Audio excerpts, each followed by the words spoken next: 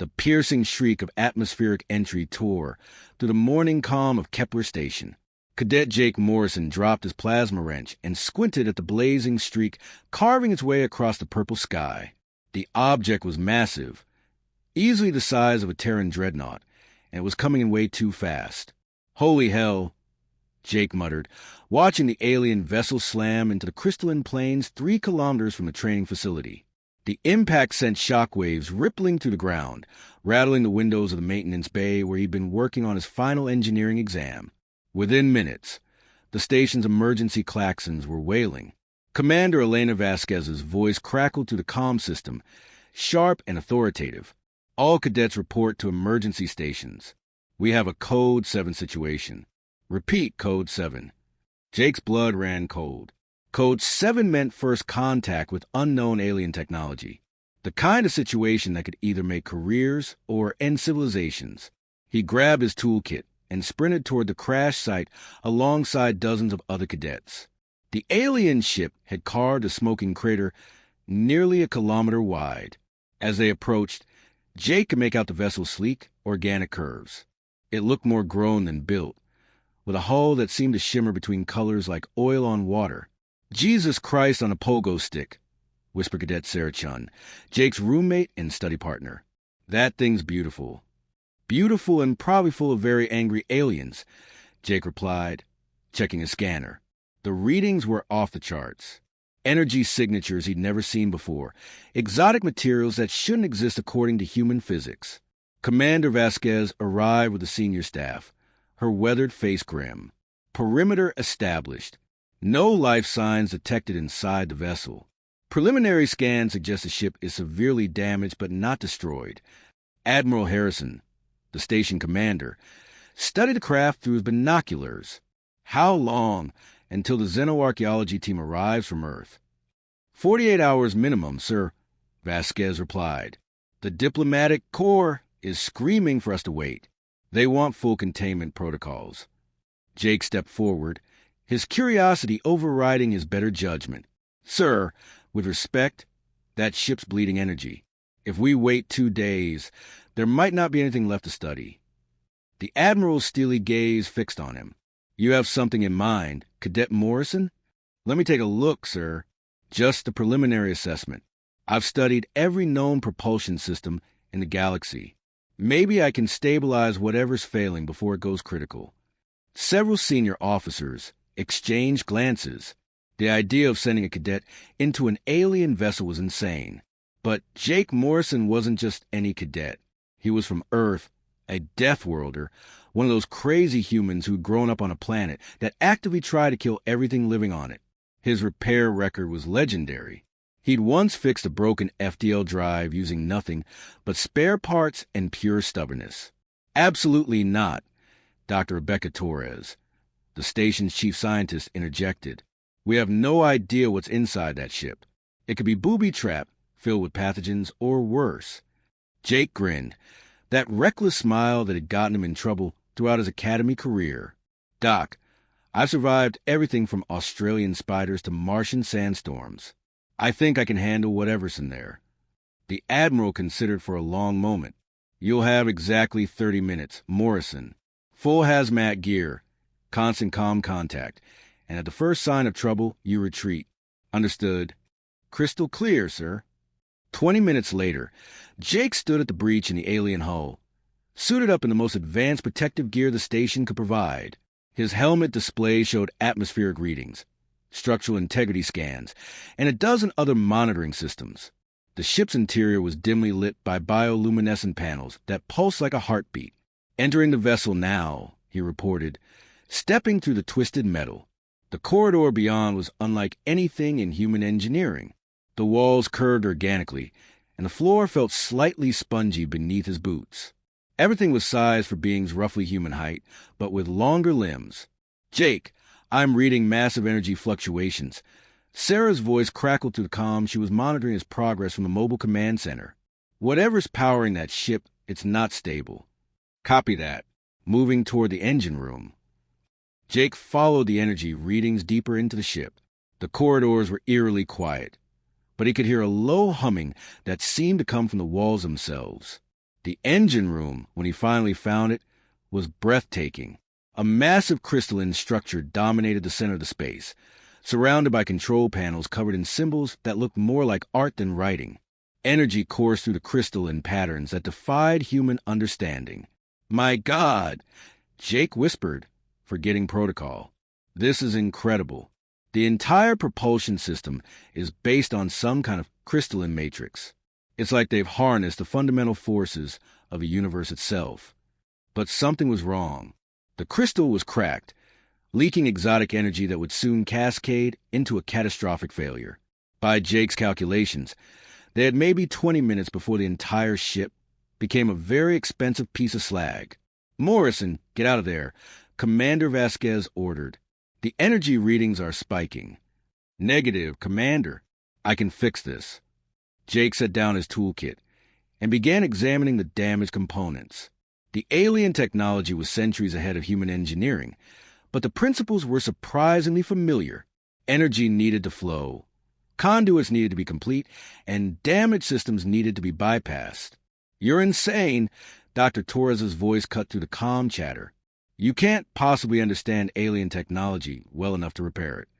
Jake laughed, that wild laugh that meant he was about to do something spectacularly stupid or brilliant. "Doc, engineering is engineering. Doesn't matter if it's human, alien, or built by sentient mushrooms. Energy wants a flow, and I'm really good at helping it find a way." He pulled out his plasma torch and began cutting away the damaged sections of the crystal matrix. The alien materials responded to his tools, but not in ways he expected. The cuts sealed themselves, as if the ship was trying to heal. "Fascinating," he murmured, adjusting his approach. Instead of cutting, he began using his tools to guide the ship's natural repair processes. It was like performing surgery on a living organism rather than fixing a machine. "Jake, you've got 15 minutes, Sarah warned. "The energy cascade is accelerating." "Almost there," he replied, sweat beading on his forehead despite the suit's climate control. He had identified the core problem. The ship's power distribution network had been severed in the crash, but the alien technology was sophisticated enough to reroute itself if given proper guidance. Jake connected his portable power supply to the ship's systems, using it as a bridge to restart the distribution network. The crystal pulsed brighter, and suddenly the entire engine room came alive with light and sound. "Holy shit," he breathed, watching as the alien systems began repairing themselves. The ship wasn't just a machine, it was almost alive, capable of self-repair if given the right push. "Morrison, what did you do?" Admiral Harrison's voice was tight with concern. "I gave it a jump start, sir. The ship's repairing itself now. The energy cascade has been contained, and the propulsion system is coming back online." Through the ship's hull, Jake could hear the sound of machinery awakening. Systems that had been dormant for who knew how long were powering up with increasing intensity. "Jake, get out of there now." Sarah's voice was urgent. The ship's starting to move. But Jake was transfixed by what he was seeing. The alien vessel wasn't just repairing itself.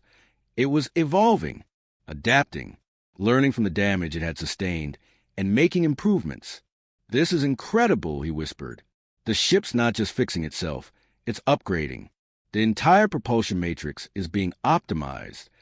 The floor beneath his feet began to vibrate as the ship's systems reached full power. Jake realized with growing alarm that the vessel was preparing for takeoff. "Morrison, evacuation order. Now!" Commander Vasquez's voice cut through his fascination. Jake grabbed his tools and sprinted for the exit. Behind him, the engine room was blazing with energy as the ship completed its self-repair sequence. The corridors were now fully lit, and he could see intricate patterns of light flowing through the walls like digital rivers.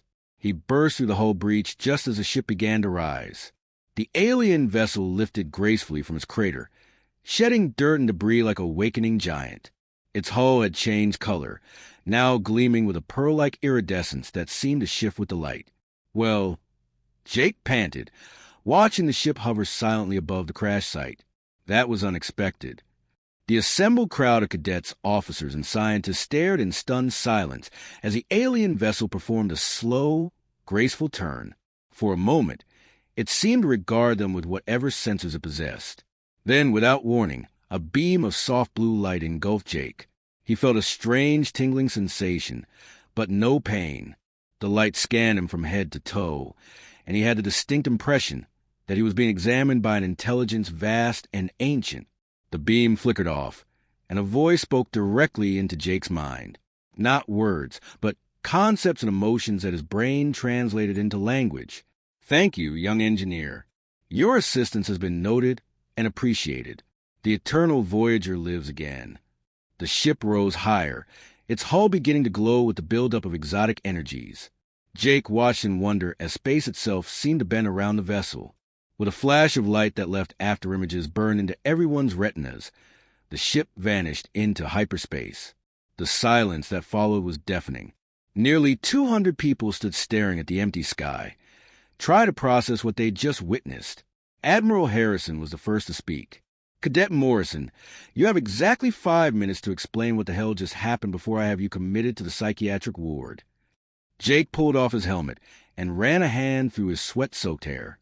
"Sir, I honestly have no idea. I just fixed their engine, and apparently that was enough to wake up the whole ship." "Wake up." Dr. Torres stepped forward, her scientific curiosity overriding her caution. "You're saying the ship was alive?" "Not alive exactly, but definitely intelligent. It communicated with me before it left, called itself the Eternal Voyager." Jake's grin was equal parts triumph and bewilderment. "I think we just made first contact with a species that builds ships like we build computers. Self-repairing, self-improving, probably self-aware." Commander Vasquez checked her chronometer. "Morrison, you were in that ship for exactly 28 minutes. In that time, you managed to repair technology that took an advanced alien civilization centuries to develop." "Well," Jake replied, his trademark cocky grin spreading across his face, "I am pretty good with my hands." The laughter that followed was tinged with hysteria. They just witnessed something that would reshape humanity's understanding of a universe.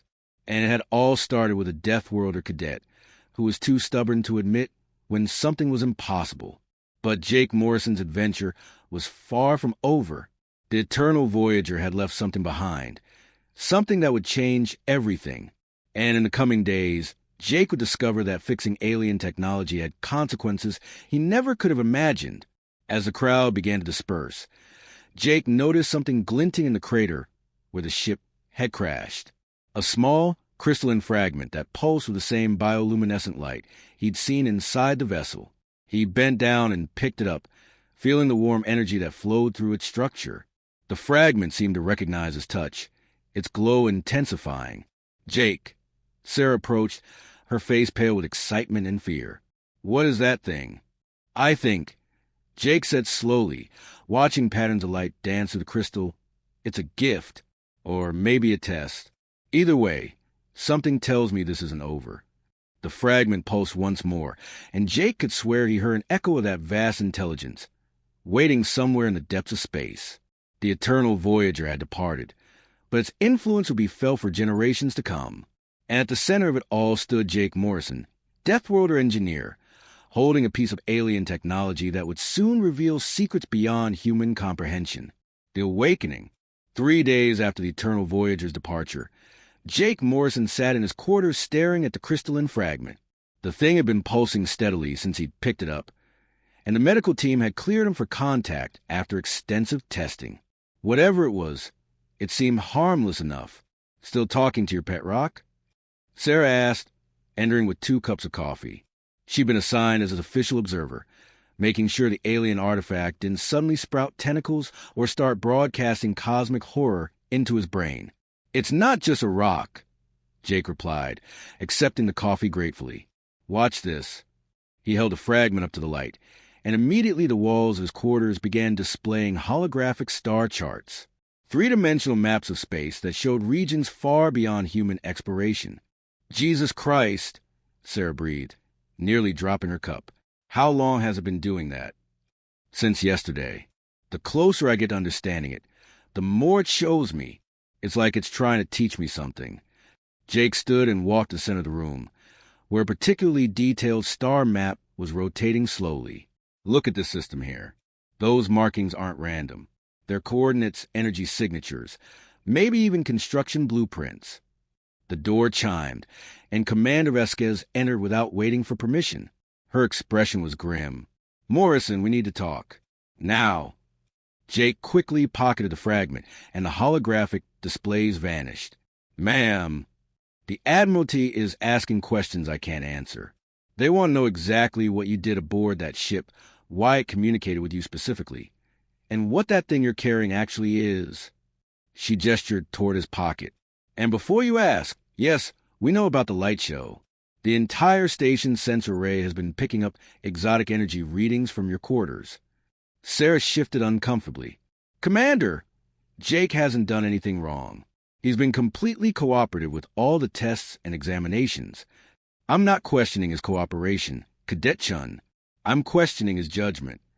Vasquez fixed Jake with a steely stare. "The diplomatic corps is having a collective nervous breakdown. First contact with an alien species. And instead of following protocol, we let a cadet crawl inside their ship and start rewiring their engines." Jake felt his temper flare. "With respect, ma'am, their ship was about to explode. If I hadn't acted, there wouldn't have been anything left for the diplomats to study. And now we have no idea where that ship went, what its intentions are, or whether it's coming back with friends." Vasquez's voice was sharp. "The alien vessel was more advanced than anything in human space. If they decide we're a threat, they won't." Jake's voice was quiet but confident. "The Eternal Voyager isn't a warship. It's an explorer, maybe even a refugee. I could feel it when we connected. There was sadness there, loneliness. It's been traveling for a very long time." "Connected?" Vasquez raised an eyebrow. "You didn't mention any kind of mental contact in your report." Jake pulled out the fragment, which immediately began glowing brighter. "Because I didn't understand it then. But I do now. This isn't just a piece of their technology. It's a communication device, a data storage system, and a key, all rolled into one." The fragment pulsed, and suddenly the room was filled with holographic displays again. But this time, they weren't star charts. They were images of a vast city floating in space, its spires reaching toward distant stars. Other images followed. Beings of incredible beauty and grace, their forms shifting between matter and energy, fleets of ships like the Eternal Voyager exploring the galaxy, and finally, destruction on a scale that defied comprehension. "My God," Sarah whispered, watching worlds burn in the holographic display. "What happened to them?" Jake's face was pale as he absorbed the information flowing from the fragment. "War. Someone or something destroyed their civilization. The Eternal Voyager isn't just an explorer ship, it's an archive, one of the last repositories of their knowledge and culture." Commander Vasquez stepped closer, her earlier anger replaced by fascination. "And it chose to share this with you? Why?" "Because I fixed it," Jake replied simply. "In their culture, creation and repair are sacred acts. By healing their ship, I prove myself worthy of their trust." He looked up at the swirling images. "They're called the Architects. They've been traveling the galaxy for millennia, preserving knowledge and helping younger species develop." The holographic displays shifted, showing human space from an external perspective. Earth, Mars, the colonial worlds, all mapped with precise detail. But there were other markings too, indicators of threats that humanity hadn't yet encountered. "Warning," Jake interpreted, his voice growing tense. "The Architects are trying to warn us about something. A species called the Devourers, entities that consume entire civilizations for their energy." As if summoned by his words, the displays showed creatures of nightmare, beings of pure malevolence that swept across star systems like a plague, leaving nothing but dead worlds in their wake. The Architects had fought them once and lost everything. "Jesus," Vasquez breathed. "When?" Jake studied the star charts, his enhanced understanding allowing him to read the alien notation. "Soon. Maybe months, maybe years, but they're coming." The Architect detected signs of their approach before the Eternal Voyager crashed. Suddenly, alarms began blaring throughout the station. Red lights flashed, and the PA system crackled to life. "All hands to battle stations. Multiple bogies approaching from hyperspace. Repeat, all hands to battle stations." The three of them rushed to the observation deck, where they could see the approaching fleet through the reinforced windows. Dozens of sleek vessels were dropping out of hyperspace, their hulls gleaming with the same pearl-like finish as the Eternal Voyager. Architect ships, Jake identified, consulting the Fragment. They're not here to fight. They're here to help. Admiral Harrison's voice echoed through the comm system. All vessels maintain defensive positions, but do not fire. Repeat, hold fire unless fired upon. The lead architect vessel, larger and more ornate than the others, moved toward the station with fluid grace. As it approached, Jake felt the Fragment in his hand grow warm. Images flashed through his mind. A meeting, an exchange of knowledge, an alliance between species. They want to talk, he said, his voice filled with wonder. The Eternal Voyager told them about us, about what I did. They're offering to share their knowledge, to help us prepare for what's coming. Commander Vasquez activated her comm unit. Bridge, this is Commander Vasquez. I need to speak with Admiral Harrison immediately. Ma'am, the Admiral is in the middle of first contact protocols. Tell him that Cadet Morrison has established communication with the alien fleet. We need him in quarters 7G immediately. Within minutes, Admiral Harrison arrived with half the senior staff. The room was crowded, but everyone fell silent as Jake held up the Fragment. The holographic displays activated automatically, showing star charts, technical schematics, and most importantly, images of the approaching Devourer threat. Gentlemen, ladies, Jake began, his voice steady despite the magnitude of what he was about to reveal. The architects are offering us a choice. We can remain isolated and face the Devourers alone, or we can accept their help and join a galactic alliance dedicated to preserving life and knowledge. Dr. Torres leaned forward, her scientific curiosity overriding her caution. What kind of help? The Fragment pulsed, and new images appeared. Technology beyond human comprehension. Weapons that could crack planets, shields that could protect entire star systems, and most importantly, the knowledge to build ships like the Eternal Voyager. They're offering to uplift us, Jake continued. Not just technologically, but culturally. They want to teach us their ways, share their accumulated wisdom of millions of years.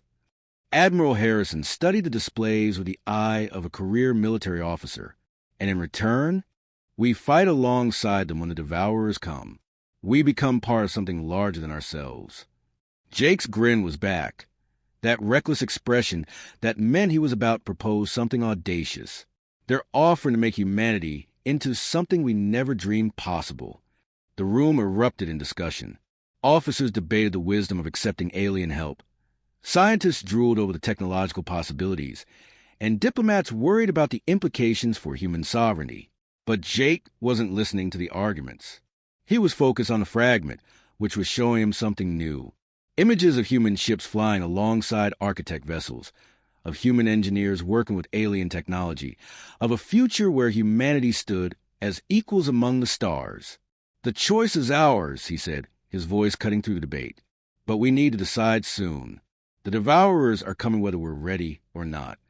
Through the observation windows, the architect fleet waited patiently. Their ships pulsed with the same bioluminescent light as the Fragment, as if they were all connected by some vast network of consciousness.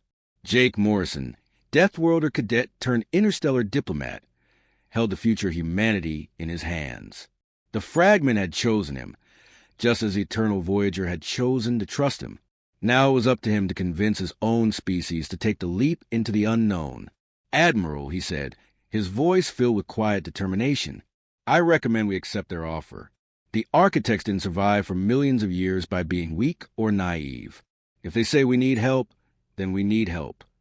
The Admiral looked around the room, studying the faces of his officers.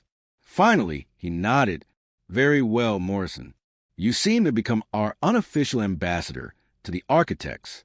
I want you to arrange a formal meeting. Let's see what they have to offer. As if responding to his words, the Fragment blazed with light, and suddenly Jake's mind was filled with alien voices. Not words, but concepts and emotions that conveyed welcome, hope, and the promise of a future beyond anything humanity had ever imagined. The age of human isolation was ending. The age of the Alliance was about to begin.